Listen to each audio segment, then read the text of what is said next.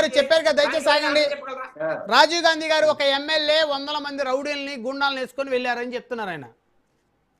ముందుగా దీనికన్నా ముందు నేను ఒక విషయమే స్పందించాలి. ఇప్పుడు అంటే జనరల్ గా నేను ఎప్పుడైనా డిబేట్ మాట్లాడిన తర్వాత నా డిబేట్ నేను మళ్ళీ మొత్తం వింటాను. అంటే జనరల్ గా పర్సనల్ గా ఫీల్ అవుతుందంటే ఒక మనిషి చనిపోయే వరకు కూడా నిత్య విద్యార్థి, ప్రతిరోజు తెలుసుకుంటూ నేర్చుకుంటూ ముందుకెళ్ళాలి. నేను ఆ ఫార్ములా ఫాలో అవుతాను.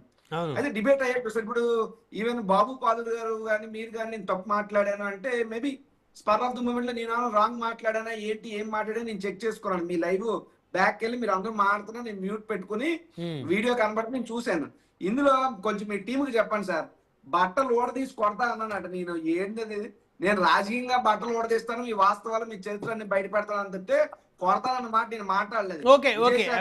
బాబు పాలుడుకో నాకో మీకో మన ఎవరికి ఆస్తి తగాదాలో కుటుంబ తగాదాలో ఏమీ కాదు. ఎవరు కాదు ఒక్కొక్క ప్లాట్ఫామ్ నుండి వచ్చి ఆ ప్లాట్ఫామ్ ని అధినేతని నమ్మి ఆ సిద్ధాంతాలకు అనుగుణంగా మాట్లాడుకుంటాం. చర్చ అయిపోయిన తర్వాత ఎవరి పని వాళ్ళది. అంతే తప్ప ఇక్కడ తగాదాలు గొడవలు కాదు. నేను అతన్ని వ్యక్తిగతంగా ఉద్దేశించాలని రాజకీయంగా అన్న మాట క్లియర్ గా మాట్లాడాను. ఒకవేళ అది కూడా ఆయన ఏమన్నా నా మాట వల్ల ఆయన ఏమన్నా బాధపడితే I'm sorry for that. Okay, దాంట్లో నాకేం మొహమాటం ఏం లేదు. ఒకటి అజుగాని గారు, నేను కూడా అమెరికా చదువుకున్నా, జాబ్ చేసా, పెద్ద పెద్ద కంపెనీల్లో నేను కూడా పెద్ద పెద్ద ప్రాజెక్ట్ మేనేజర్ ఉన్నా. ఎక్కడ ఎవరిని హట్ చేయాలని నేను రాను.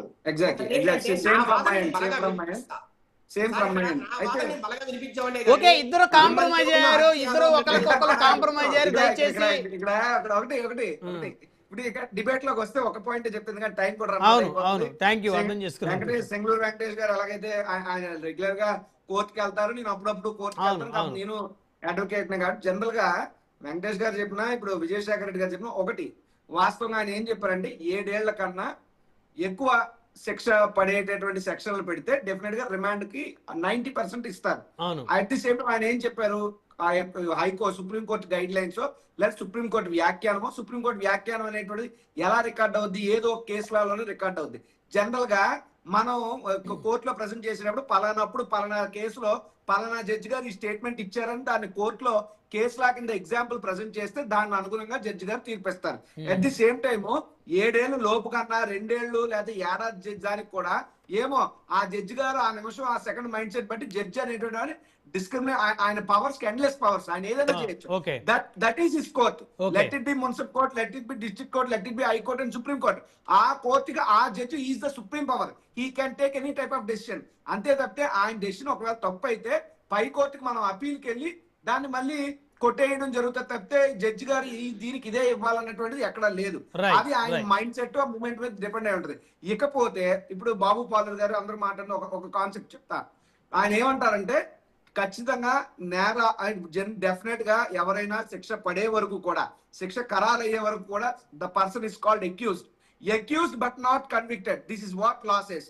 నేర ఆరోపితమైనటువంటి వ్యక్తి, నేర నిరూపణమైనటువంటి వ్యక్తి, రెండు పరస్పర విరుద్ధమైనటువంటి ప్రస్తావించే పేర్లు. ఇక్కడ చంద్రబాబు గారైనా, విరూపాక్ష గారైనా, XYZ నాగరాజ్ అయినా ఎవరైనా కూడా అందరూ ఎక్యూజ్డ్లే. ఈవెన్ జగన్మోహన్ రెడ్డి గారి పేరు మీద ఒక కేసులు ఉన్నప్పుడు కూడా ఎక్యూజ్డ్. మీ మొదటి నుండి అదే వాదిస్తాం. కన్విక్టెడ్ అనే విధంగా చూపించే ప్రయత్నం చేస్తారు. అయితే ఇక్కడ నేనేం చెప్తానంటే నిజంగా ఒకవేళ జడ్జి గారు రిమాండ్ ఇచ్చేటప్పుడు ఎంతో కొంత కేసులో వాస్తవం ఉందని నమ్మే జడ్జి గారు రిమాండ్ ఇస్తారని చెప్పడమే బాబు పాదుల గారి ఉద్దేశం, విజయశేఖర రెడ్డి గారి ఉద్దేశం. అయితే మరి చంద్రబాబు గారు కూడా అలాగే రిమాండ్ ఇచ్చారా? బాబు గారు శేఖర్ రెడ్డి సమయం లేదు.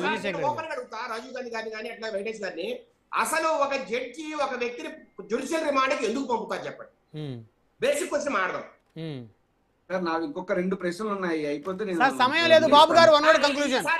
నేను చెప్తా సార్, నేను చెప్పను కాదు, మీరు అడిగితే క్వశ్చన్ రాజీవ్ గాంధీ గారిని అడగాలి కానీ ఇద్దరిని కలిపి అడగడం ఏంటి? వెంకటేష్ గారిని రాజీవ్ గాంధీ గారిని ఇద్దరిని కలిపి